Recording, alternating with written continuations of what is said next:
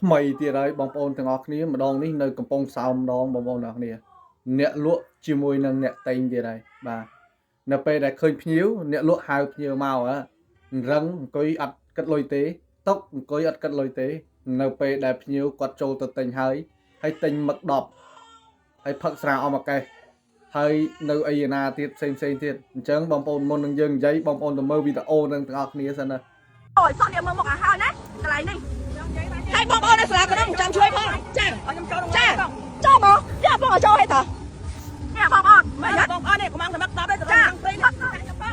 ដែរហេតុតាញ៉ៃគោអូយតែយាយវាសម្រាប់ឆ្លើយទេបងប្អូននេះតែអត់មុនបងថាចូលមកអត់យកលុយទេហើយយើងចូលឥឡូវផឹកវាអស់មួយកេះផឹកវាអស់មួយកេះហើយមក10ត្រាប់អាំង2ចាឥឡូវចិត្តផ្សេងរឿងយើងចិត្តថ្លៃតុកយើងទៀតឥឡូវចាំតិចណាចូលបងប្អូនហើយអ្នកនៅកំពង់សោមមកជួយទាំងអស់គ្នាជួយនិយាយឲ្យជួយគិតជួយពិចារណាខ្ញុំទៅអស់110000ហើយមកគិតថ្លៃតុកថ្លៃរឿងខ្ញុំទៀតឥឡូវចាំតិចណាបងប្អូនណាហើយចាំតិចទៀតចូលសាលាក្រុងបងប្អូនចាំខ្ញុំមើលចាំshareទាំងអស់គ្នាណានេះដាក់បន្ទប់ទឹកលេខ2ចាំមុខឲ្យច្បាស់នេះចាកំពុងឆោតស្លកខ្ញុំនឹងហើយចាំមុខឲ្យច្បាស់ហើយបានឃើញវីដេអូនេះហើយអញ្ចឹងបាទទំនាស់ពាក្យសម្ដីអ្នកលក់និងអ្នកទិញបងប្អូនទាំងអស់គ្នាស្ដាប់នៅក្នុងវីដេអូហ្នឹងបងប្អូននឹងយល់ហើយណាដំបូងអ្នកលក់ហៅអ្នកទិញឲ្យចូលទៅកន្លែងគាត់ហើយគាត់និយាយប្រាប់អ្នកទិញថាចូលមកកន្លែងគាត់ទៅ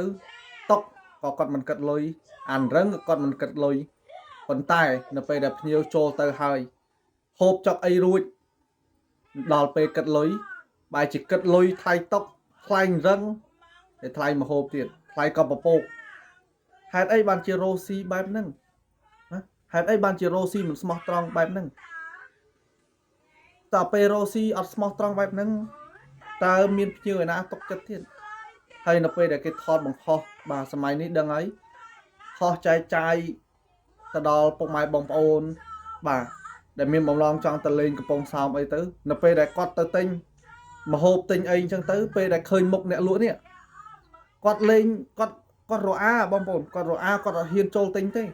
មិនថាពួកពុកម៉ែបងប្អូនទាំងអស់គ្នាអ៊ំពូមីងទេសូម្បីតែខ្ញុំក៏រអាខ្លាចអត់ហ៊ានចូលទៅទិញកន្លែងគាត់ដែរមករបៀបណាចូលទៅទិញអី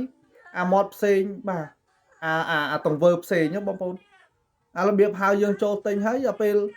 ប្រាប់ថាអានេះអត់គិតលុយទេអានោះអត់គិតលុយទេដល់ពេលយើងចូលទៅហូបអីហើយដល់ពេលគិតលុយគិតទាំងអាតុកទាំងរឹងទាំងអីទាំងអស់នេះហើយចាំបើភ្ញៀវគាត់ទិញមឹក10នឹងហើយរោអីទៀតគេជួយទិញហើយហ្នឹងបាទគេជួយទិញហើយហ្នឹងហើយគិតទៅថ្លៃតុកថ្លៃរឹងអីណាចង់ចំណេញដាច់ចំណងអានេះចូលលក្ខណៈចង់ចំណេញដាច់ចំណងខ្ញុំអត់និយាយទេបងប្អូនចំណាំមុខអ្នកលក់តុកទៅពេលទៅលេងកំពង់សោមអីចេះឲ្យឆ្ងាយទៅបាទអានេះមិននិយាយដើម្បីឲ្យដាច់ចំណងចំណូលរបស់គាត់ទេប៉ុន្តែអាហ្នឹងគឺជាទង្វើរបស់គាត់ខ្លួនឯងទេដែលផ្ដាច់បាទដែលផ្ដាច់អារបររុស៊ីខ្លួនឯងណាបងប្អូនទាំងនេះ